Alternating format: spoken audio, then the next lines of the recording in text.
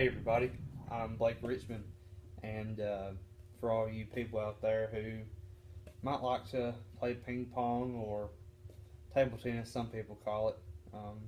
Ping pong, table tennis, same thing, but if you're a beginner out there in the ping pong game, I'm the guy to help you learn it. I'm Tennessee, repping the Tri-Star flag. Don't use that as much as I need to, or this right here, but we'll get through it. Now on to the basics of ping pong. The two things you really need are a paddle and a ball. Now what I like here is just a wooden paddle, and what I like about my paddle I have here, it's got really nice padding. It can really get me to hit the ball good. Another thing is just a ball. Now I think a ball is just a ball. I picked orange because, as you can see, I'm from Tennessee. One other thing when you're playing, might be common sense, and some of it, you want to play in something that's comfortable to you. As you can see, I'm wearing just a old t-shirt, shorts, and tennis shoes. So you just want to feel good while you're playing. And now on to how to actually get her done. Now on to the, I guess the most basic part of ping pong is hitting the ball. Now there's two fundamental ways of hitting the ball. I'm sure you've seen it before. You've got your forehand and you've got your backhand. Now we'll start with the forehand. What it is you're just gonna, bring it through like you're throwing a baseball sidearmed, or you might come a little bit more over the top if the ball's coming high. That can be to your advantage sometimes if you're trying to maybe spike a ball. We'll get to that a little bit later. We'll have some fun at the end. And next we have the backhand.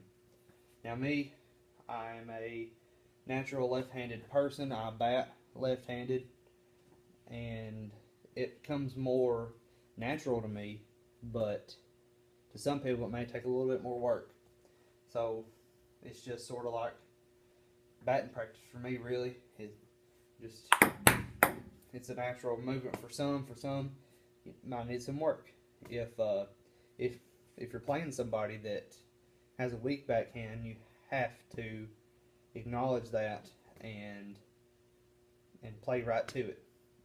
But one thing I've found it to be hard is to come down with the backhand. If you're just starting out, just sort of, just force gump it. So you just force gump it. Keep your eye on the ball and force gump it. See? Easy like that. The next segment is serving the ball.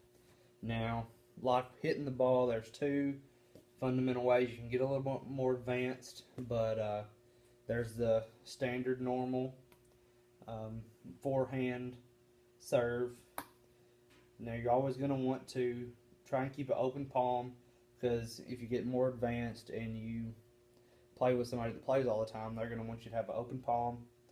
Now just the most simple thing to do, just put the paddle right in front of the ball, just let it go, just hit it like that, just get it over the net, because you've got to hit the ball on your side and the other person's adjoining side. So if I'm hitting it on this side, I'm going to have to get it on the other person's this side of the table. So just like that, it's coming across your screen, as you can see it. It's coming across the screen now. If you get a little bit more better, you can sort of get a little sidearm action. It'll go a little bit lower, a little bit faster, sort of. See, you can gauge it. You can gauge it. I can also hit the iPad. I guess I'm pretty good at that. Now on to the backhand. As I said, I'm a left-handed baseball player. It's a little bit easier for me to hit the ping pong ball, but just the same principle. Instead of right here, you're right here on the other shoulder. It might throw somebody off if you're in a game.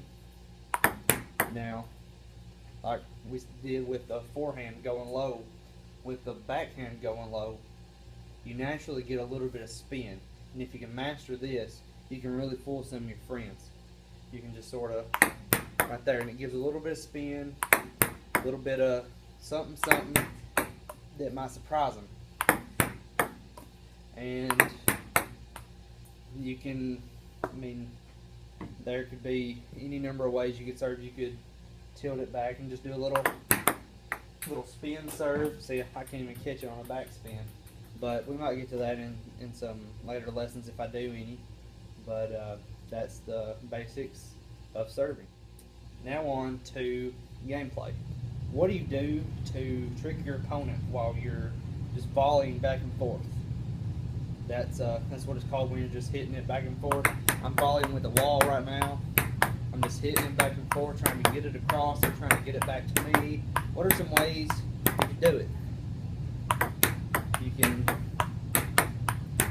You just try and keep your eye on the ball at all times. Try to make solid contact with the paddle. Get it over the net as good as you can. And then you can try some spins out if you wanted to. You can try and hit it a little bit faster.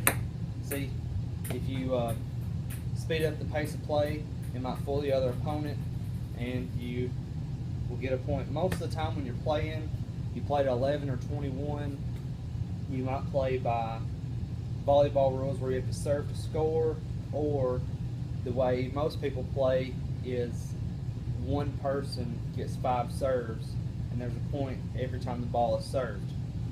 Now, going back to serving, if you serve the ball, I'm going to get one right quick. Good clean ball. If you serve the ball, hits the net, and comes back to you.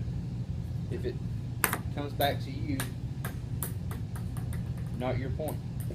But if it hits the net, goes over the net, that is called a let or fault. Some people like to call it fault, some people like to call it a let. But you get an extra chance to get the ball across on the serve. Here comes the most fun part of the lesson and the last segment of it, how to spike. Now if you've got you and your partner are volleying back and forth and he lobs one up to you, what's something you want to do? Would you want to just give it right back to him? Or would you want to give it right back to him, make his mama feel it? If he lobs one up to you, you just go back there and smack it right in his face, and you get a point. Now, here's some fundamental ways to get a spike. Now, more than likely, you're going to want the ball to be probably from your chest up so you can get good force down. It'd rather be shoulder above, but chest above works just okay. Because the higher down, the higher the ball, the more force you can have down and more space you can cover on the other side of the table. So you can just slam it down. And that's pretty much it. I hope you guys enjoyed it. Go Vols. And I hope you've enjoyed the video very much. Thank you, bye. Woo-hoo!